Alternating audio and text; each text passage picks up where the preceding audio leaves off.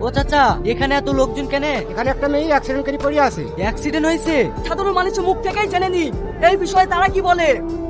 কি সুমন, তুমি তাড়াতাড়ি মেয়েটাকে গাড়িতে তোলো, হসপিটালে নিয়ে যেতে হবে। কাঁদিস নি বোন, কাঁদিস নি, ভাই গিয়েছে, ঠিক খুঁজে নিয়ে আসবে।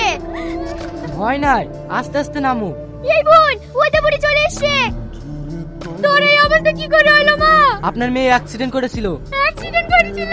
হ্যাঁ, আমি রাস্তায় পড়ে থাকতে দেখে হসপিটালে নিয়ে গিয়ে ট্রিটমেন্ট করিয়েছি। এখন আর কোনো সমস্যা নেই। এই নেন, এই ওষুধগুলো টাইম টাইম খাওয়াবেন, কয়েকদিনের মধ্যে সুস্থ হয়ে যাবে। তোমরাও আসো বাপ। না না, আর যাবো না, এমনিতে কাল রাতে থেকে হসপিটালে আছি, অন্য একদিন আসবো। একটু দাঁড়ান, আপনার মেয়ের জামাটা। আচ্ছা, আপনার মেয়ে কি আসলেই কথা কম বলে? রাস্তায় আসতে আসতে এত করে কথা বলার চেষ্টা করলাম, ওর নামটা পর্যন্ত বললো না। আসলে বাপ, আমার মেয়ে কথা বলতে পারে না, ও বুবা। আসলে আমি বুঝতে পারিনি, সরি।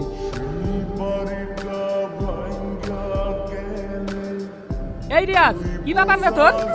আজ দুদিন ধরে দেখছি অফিসেও ঠিক মতন কাজ কাম করছিনি, আর মনে হয় ঘুরে বেড়াচ্ছি। কি হয়েছে রে তোর?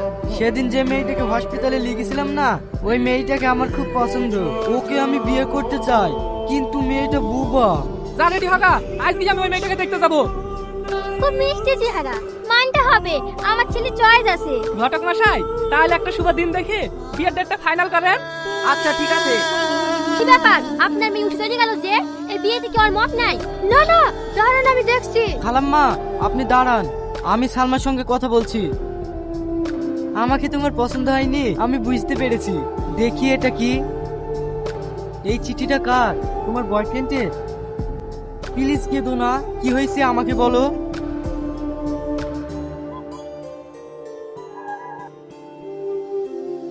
ছেলেটা আমাকে প্রথম দেখাতেই ভালোবেসে ফেলে এবং এই চিঠিটা দিয়ে যায়।